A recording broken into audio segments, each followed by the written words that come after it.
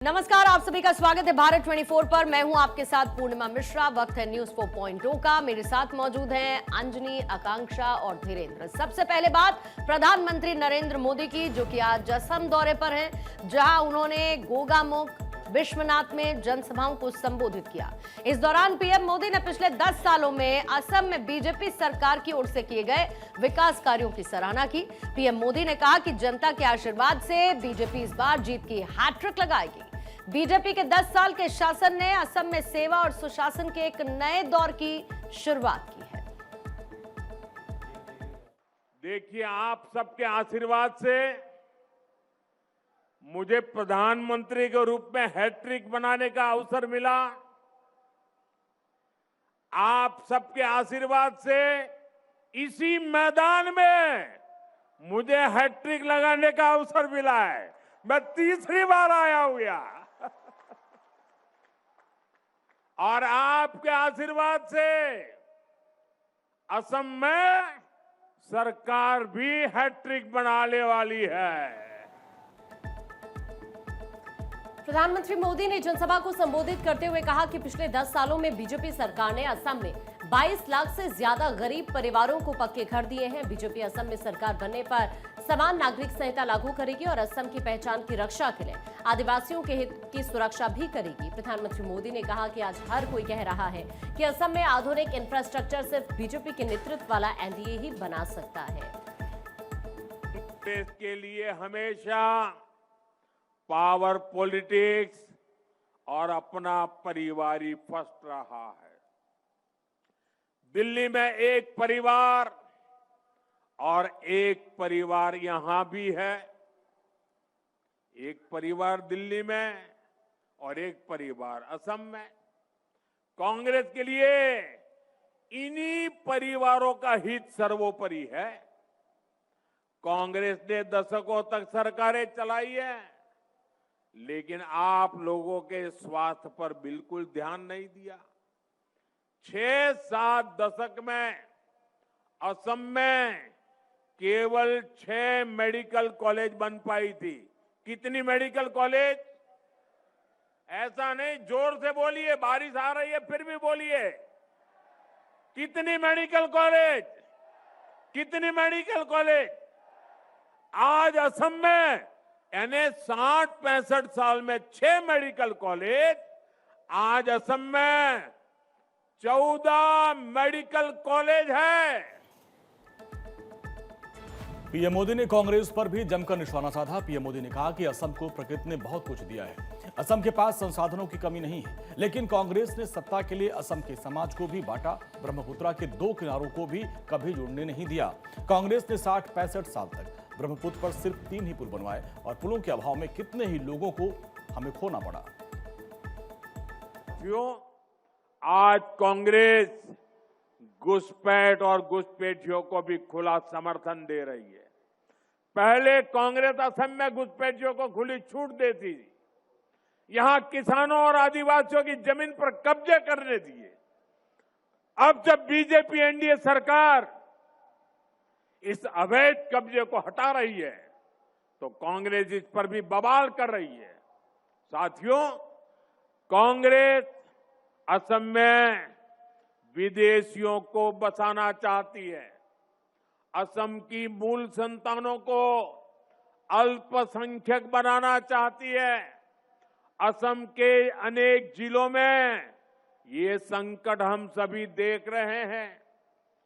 BJP NDA सरकार किसानों, आदिवासियों और हमारे जंगल की जमीन को घुसपैठियों के कब्जे में नहीं रहने देगा। पीएम मोदी ने कहा कि आज असम की जनता के सामने कांग्रेस की एक चाल का पर्दाफाश करना चाहता हूं। 2014 के चुनाव से पहले कांग्रेस की केंद्र सरकार ने एक कम्युनल वायलेंस कानून बनाने का प्रयास किया था और इसका मकसद था अपने पक्के वोट बैंक का तुष्टीकरण। इस बिल में बहुसंख्यकों को दंगे के लिए जिम्मेदार माना गया था और धार्मिक अल्पसंख्यकों को पीड़ित मान लिया गया था। यह बिल अपने आप में सांप्रदायिक था, इसीलिए हमारी सरकार ने संसद में यह कानून नहीं बनने दिया। लखनऊ को क्लीन सिटी, ग्रीन सिटी बनाने की दिशा में यूपी सरकार लगातार काम कर रही है और इसी कड़ी में सीएम योगी ने लखनऊ नगर निगम से संबंधित 250 इलेक्ट्रिक सीएनजी वाहनों को हरी झंडी दिखाकर रवाना किया। इस दौरान सीएम योगी आदित्यनाथ ने कहा कि बीते 9 सालों में लखनऊ शहर के विकास को नई ऊंचाइयां मिली, लखनऊ सिटी का दायरा बढ़ा और शहर को नया विस्तार मिला। लखनऊ ने स्वच्छता रैंकिंग में अच्छा स्थान हासिल किया। यात्रियों की संख्या बढ़ रही, लखनऊ में तो 1 लाख लोग प्रतिदिन मेट्रो में यात्रा कर रहे हैं। ये दिखता है कि पब्लिक को सुविधा चाहिए और सुविधा देने का काम सरकार का है, सरकार उसको दे रही है। इलेक्ट्रिक बस सेवा, इसको विस्तार देने का कार्य हो रहा है। हम लोगों ने तय किया है शहरों को इलेक्ट्रिक बस सेवा, सिटी बस सेवा इलेक्ट्रिक बस सेवा में बदलेंगे। शहर से शहर को जोड़ने के लिए सैटेलाइट सिटी को इलेक्ट्रिक बस सेवा के साथ जोड़ने के लिए कार्य हो रहे हैं और आज लखनऊ में अशोका लेलैंड के द्वारा इलेक्ट्रिक बस मैन्युफैक्चरिंग की यूनिट प्रारंभ हो चुकी है। यानी सीएम योगी ने विपक्ष पर निशाना साधा और कहा कि पिछली सरकारों ने कोई काम नहीं किया था, गंदगी से बीमारियां बढ़ रही थी और मासूमों की मौत हो रही थी, लेकिन सरकारों ने इसकी रोकथाम पर ध्यान नहीं दिया। उन्होंने कहा कि हमने 9 साल में उत्तर प्रदेश को बीमारू प्रदेश की पहचान से मुक्त करा दिया है। आज बाहर से आने वाले लोग उत्तर प्रदेश में बदलाव देख रहे हैं। ये जो आज यहाँ पे डोर टू डोर कूड़ा कलेक्शन का, क्या 17 के पहले संभव था क्या? ये संभव ही नहीं था, इधर कोई सोच ही नहीं थी। और ये सोच तो तब कहीं पे पता लगे ना, 17 के पहले तो होता क्या था, ये जो लोग सत्ता में थे इनके कारनामे ऐसे थे कि कूड़े से भरे हुए थे, सोच भी वही थी। इन्होंने यूपी को इतना ग्रसित कर दिया कि यूपी जो देश का विरासत और विकास को लीड करने वाला राज्य होना चाहिए था, वह राज्य ही बीमार हो गया।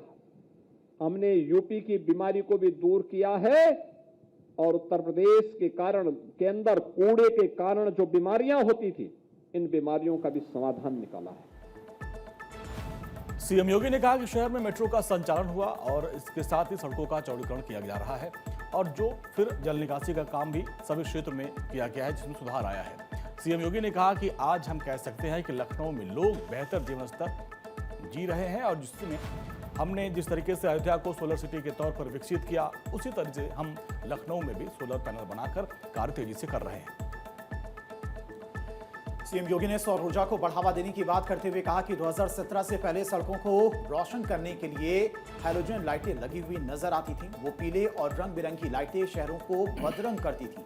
अधिकांश लाइटें जलती तक नहीं थीं क्योंकि प्रदेश में बिजली ही नहीं रहती थी, लेकिन अब हालात तेजी से बदले हैं। उत्तर प्रदेश हर सेक्टर में उत्तम प्रदेश बनता जा रहा है। सीनियर एडवोकेट एचएस फुल्का ने आज बीजेपी ज्वाइन कर ली है। फुल्का वही वकील हैं जो 1984 के सिख दंगों के पीड़ितों का केस लड़ रहे थे। एचएस फुल्का ने बीजेपी के दिल्ली ऑफिस में हरदीप सिंह पुरी और दिल्ली बीजेपी चीफ वीरेंद्र सचदेवा की मौजूदगी में बीजेपी को ज्वाइन किया।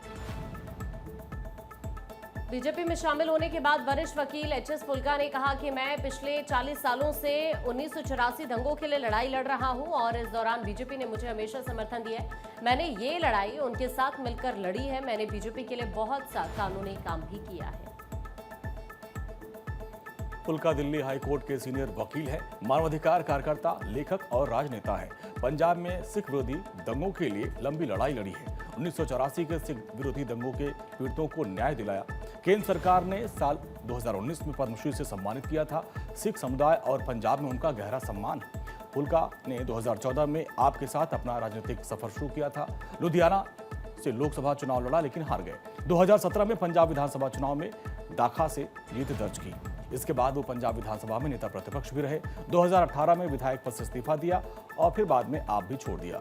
7 सालों तक सक्रिय राजनीति में फिर वो वापसी कर रहे हैं। वापसी को पंजाब की सियासत में काफी अहम माना जा रहा है। ये कदम एक बड़े बूस्ट के तौर पर देखा जा रहा है।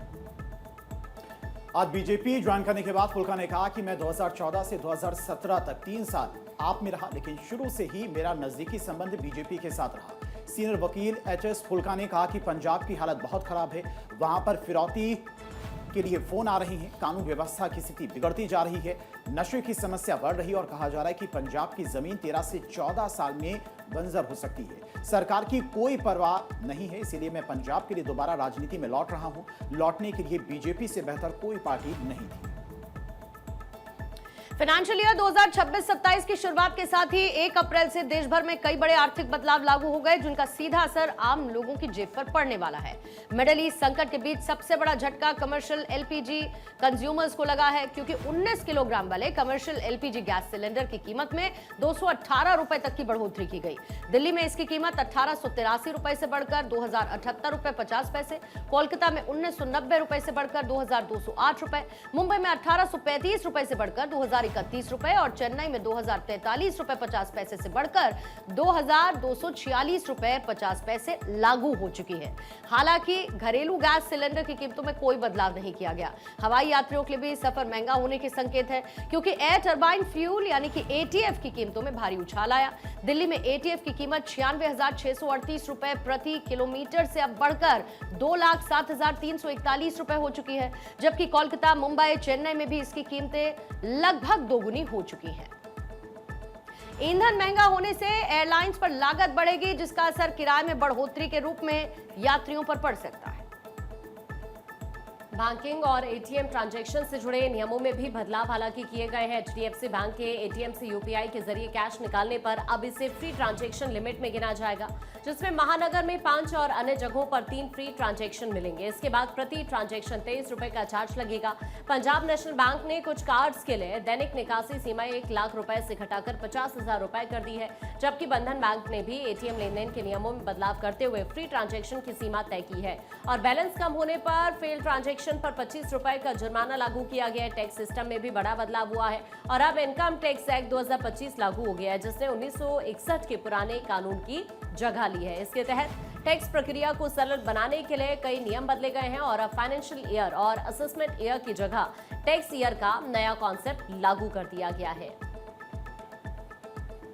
शेयर बाजार में निवेश करने वालों के लिए सिक्योरिटी ट्रांजैक्शन टैक्स एसटीटी बढ़ा दिया गया है, जिसमें फ्यूचर ट्रेडिंग और ऑप्शंस ट्रेडिंग दोनों में एसटीटी बढ़ा दी गई है। अब नए लेबर कोड भी 1 अप्रैल से लागू हो रहे हैं, जिनमें 29 पुराने श्रम कानून को हटाकर 4 नए कोड लागू किए गए हैं। इसके तहत कर्मचारियों की बेसिक सैलरी कुल वेतन का कम से कम 50% रखना अनिवार्य होगा और जिससे पीएफ योगदान बढ़ सकता है। टेक होम सैलरी कम हो सकती है और साथ ही अब केवल 1 साल की नौकरी के बाद ग्रेच्युटी का लाभ मिलने का प्रावधान है। पैन कार्ड से जुड़े नियमों में भी बड़ा बदलाव किया गया है, अब जिसके तहत पैन कार्ड बनवाने के लिए आधार के अलावा अन्य दस्तावेज भी देने अनिवार्य होंगे। 10 लाख रुपए से ज्यादा नकद जमा और 5 लाख रुपए तक के वाहन खरीद पर, होटल रेस्टोरेंट में 1 लाख रुपए से अधिक भुगतान और 20 लाख रुपए तक की संपत्ति खरीद पर पैन दिखाना अनिवार्य है। वहीं सड़क पर सफर करने वालों के लिए भी फास्टैग महंगा हो गया है। 200 ट्रिप वाला एनुअल पास अब 3,000 रुपए से बढ़कर 3,075 रुपए कर दिया गया है। वहीं इंडियन रेलवेज ने टिकट कैंसिलेशन के नियमों में बदलाव करते हुए रिफंड की नई समय सीमा तय की है, जिसमें 72 घंटे पहले कैंसिल करने पर सबसे ज्यादा रिफंड मिलेगा। 8 घंटे से कम समय में कैंसिल करने पर कोई रिफंड नहीं दिया जाएगा।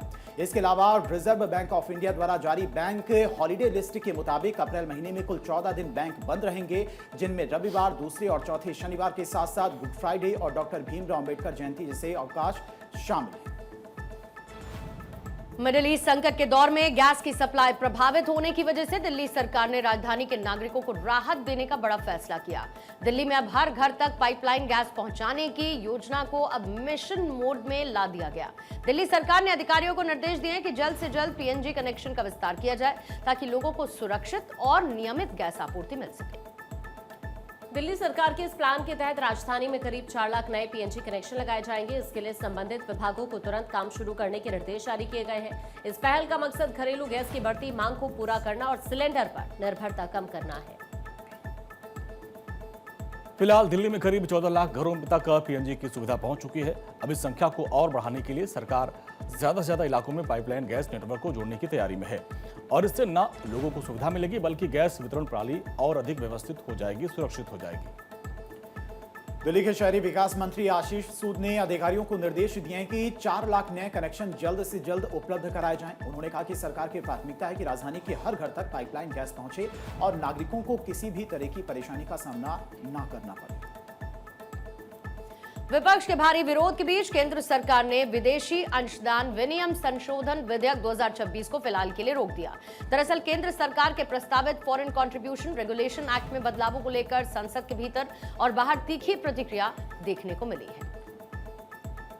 सूत्रों के मुताबिक ये विधेयक आज लोकसभा में पेश किया जाना था, लेकिन विरोध के चलते इसे सूची से हटा दिया गया। प्रस्तावित संशोधनों में विदेशी फंडिंग और उससे जुड़ी संपत्तियों पर सख्त नियंत्रण का प्रावधान था, जिससे गैर सरकारी संगठनों और अन्य संस्थाओं के कामकाज पर असर पड़ने की आशंका जताई जा रही थी। विपक्ष का कहना है कि इस तरह के सख्त प्रावधान से सामाजिक संगठनों की स्वतंत्रता प्रभावित होगी और उनकी गतिविधियों पर अनावश्यक दबाव पड़ेगा। इसी मुद्दे को लेकर विपक्षी सांसदों ने संसद परिसर में मकर द्वार पर विरोध प्रदर्शन किया और सरकार से विधेयक को वापस लेने की मांग की। केंद्र सरकार की ओर से फिलहाल इस पर कोई औपचारिक बयान सामने नहीं आया है, लेकिन संकेत है कि व्यापक सहमति बनने तक इस विधेयक को आगे नहीं बढ़ाया जाएगा। ऐसे में माना जा रहा है कि आने वाले दिनों में सरकार इस पर पुनर्विचार कर सकती है और विपक्ष के साथ बातचीत के बाद ही अगला कदम उठाएगी।